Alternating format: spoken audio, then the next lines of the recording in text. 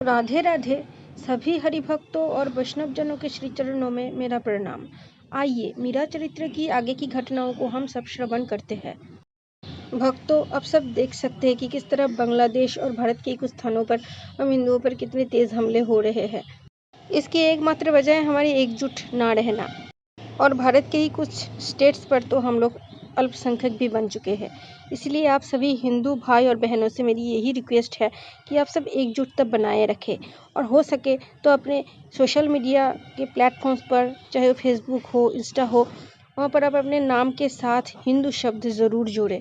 आप अपने सरनेम को हटाकर वहाँ हिंदू शब्द जोड़ सकते हैं, क्योंकि जादव या अग्रवाल ये सब तो अब बाद में है। सबसे पहले एक हिंदू है आप। जातियों में अपने आप को बंटने मत दीजिए। सबसे पहले आपकी एक ही पहचान है, वह है हिंदू। तो आइए मीरा चरित्र की आगे की घटनाओं को हम सब श्रवण करते हैं। राणा विक्रम मीरा जी को मारने की तरह तरह की कोशिशें करने लगा था। कभी तो चरणामृत के नाम पर मीरा जी को जहर पिला दिया गया और कभी तो मीरा जी के कक्ष में वन से लाया गया एक शेर को ही छोड़ दिया गया। लेकिन प्रभु जिसके रक्षा में स्वयं खड़े हो, उनके बाल बांका भी कोई नहीं कर सकता। इसलिए मीरा जी बार बार बच निकले। किंतु मीरा जी की दासियों को ये सब बातें बिल्कुल भी अच्छी नहीं लगती थी। उन लोगों ने चाहा कि हम सब क्यों ना मेरठ वापस चले जाए। वहाँ पर कोई मीरा जी को मारने की कोशिश तो नहीं करेगा। चित्तौड़ के मीरा जी के ससुराल में सौहार्द से शून्य वातावरण को देखकर मीरा जी के मन की उदासीनता बढ़ती जा रही थी। प्राण आराध्य की भक्ति तो छूटने से रही, भले सारे अन्य संबंध टूट जाए।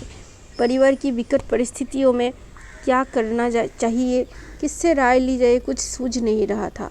राम भक्त गोस्वामी श्री तुलसीदास जी की भक्ति महिमा और यश चर्चा सुनकर मीरा जी ने उन्हीं के पास एक पत्र लिखा।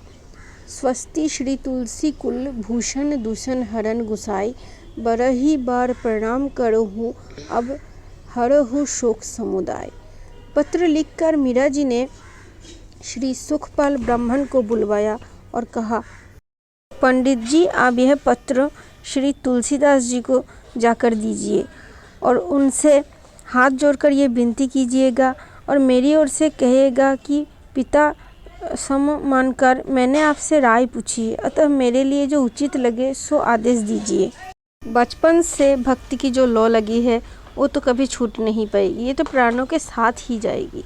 भक्ति के प्राण सत्संग है और घर के लोग सत्संग के बैरी है। प्रभु के भक्त संतों से मेरा उठना बैठना गाना बजाना ये सब उन्हें घोर कलंक के समान लगता है। नित्य ही मुझे क्लेश देने के लिए ये लोग नए नए उपाय ढूंढते रहते हैं। स्त्री का धर्म है कि घर नहीं छोड़े, कुलकर्णी रखे, सिल ना छोड़े, अनिति ना करे, और इनके विचार के अनुसार मैंने घर के अतिरिक्त और सब कुछ छोड़ दिया है। अब आप हुक्म करें कि मेरे लिए क्या करणीय है। मेरे निवेदन को सुनकर स्वामी श्री तुलसीदास जी जो कहेंगे वह उत्तर लेकर आप शीघ्र ही यहाँ पधारने की कृपा करें। पन हुकुम तुलसी गोसाई मुझे कहाँ मिलेंगे, वे इस समय कहाँ होंगे।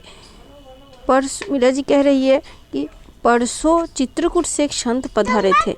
उन्होंने भी मुक्त स्वर से सराहना करते हुए मुझे तुलसी गोसाई जी की भक्ति, वैराग्य और कवित्व शक्ति आदि के विषय में बताया था और उनका ये कहना है कि वो अभी चित्रकूट में विराज रहे हैं और आप वही पधारे।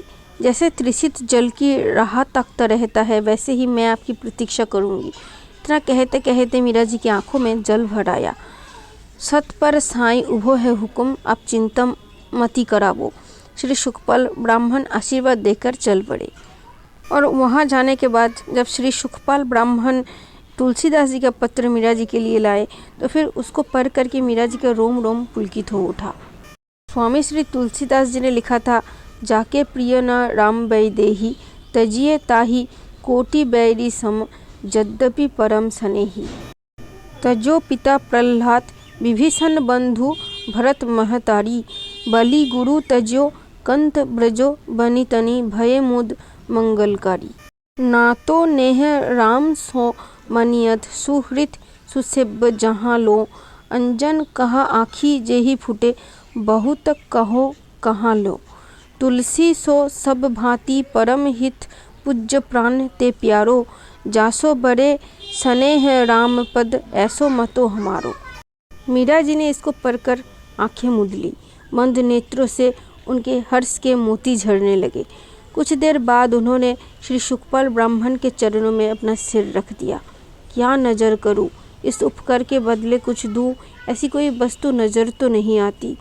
उन्होंने फिर भरे कंठ से कहा, आपने मेरी फांसी काटी है, प्रभु आपकी भव फांसी काटेंगे। आपकी दरिद्रता दूर करके प्रभु अपनी दुर्लभ भक्ति आपको प्रदान करे, यह मंगल कामना है मेरी। ये थोड़ी सी दक्षिणा है, इसे स्वीकार करने की कृपा करे। उन्हें भोजन कराकर तथा दक्षिणा देकर मीरा जी ने विदा किया। जब मीरा जी का पत्र मेर तक पहुंचा तब बीरमदेव जी ने जयमल के पुत्र मुकुंद दास और उनके बिननी श्याम कुमार बाईसा को मीरा जी को लिवाने के लिए चित्तौड़ भेजा। ये श्याम कुमार बाईसा मीरा जी के पति भोजराज के भाई रतन सिंह की पुत्री थी। उनके पिता रतन सिंह के मृत्यु के समय ही उनके माता भी उनके साथ ही चिता पर जल गई, मतलब क्षति हो गई। और फिर तब से श्याम कुमार बाईसा को मीरा जी ने पाल पोस करके बड़ा किया और फिर उनका विवाह उनके मीरा जी के भाई जयमल के बेटे मुकुंद दास से हुआ। अब जब दोनों आए मीरा जी के पास तो फिर श्याम कुमार बाईसा मीरा जी को देखते ही उनके चरणों में जा पड़ी। अरे ये क्या, देवर की बेटी को बक्श से लगाकर दुलार करती हुई हंसकर मीरा जी बोली, बड़ी हो गई मेरी लाडल पुत, कहो ससुराल कैसा लग रहा है, कोई कष्ट तो नहीं। मीरा जी की दासी चमेली ने श्याम कुमार बाईसा को प्रसाद और चरणामृत दिया। अपने हाथ से मीरा जी ने बेटी को खिलाया पिलाया, फिर कहा कि स्नान विश्राम करके तुम काकी सा और दादी सा सबसे मिल आओ। ये सुनकर श्याम कुमार बाईसा बोली, मेरे तो सारे प्रियजन और सगे संबंधी ये चरण ही है बड़ा हुक्म, आपका हुक्म है तो सबसे मिल आऊँगी। वहाँ सुना करती थी कि काको शाह हुक्म आपको बहुत सताते हैं, बहुत दुख देते हैं। मैं बहुत रोती थी, अपने माता पिता तो मुझे स्मरण ही नहीं है। मैंने तो आपको और दादी सा को ही माता पिता जाना है। पता नहीं किस पुण्य प्रताप से चित्तौड़ को आप प्राप्त हुई, किंतु मेरे पितृवंश का ये दुर्भाग्य देखकर मैं बहुत ही दुखी हूँ। वहाँ मन ही मन पुकारा करती थी कि मारा मोटा माने, दुख मत दो प्रभु, दुख मत दो। श्याम कुमार प्रसाद पाते हुए बोली, आहा, इस प्रसाद की याद करके ना जाने मैं कितनी बार छिप छिप करके वहाँ रोई हूँ। कितने बरस बाद आज इसका स्वाद मिला है। वह अपनी माँ की गोद में सिर रखकर सिसकने लगी। मीरा जी बोली, उठो, तुम मुझे बहुत प्रिय हो, तुम्हारी आंखों में आंसू मुझसे सहन नहीं होता।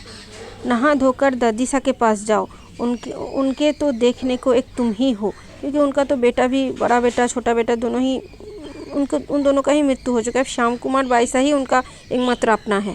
इसलिए मीरा जी ने श्याम कुमार को कहा कि यहाँ जब तक रहो तब तक उन्हीं के पास रहो, अपने स्नेह से उनकी छाती ठंडी करो।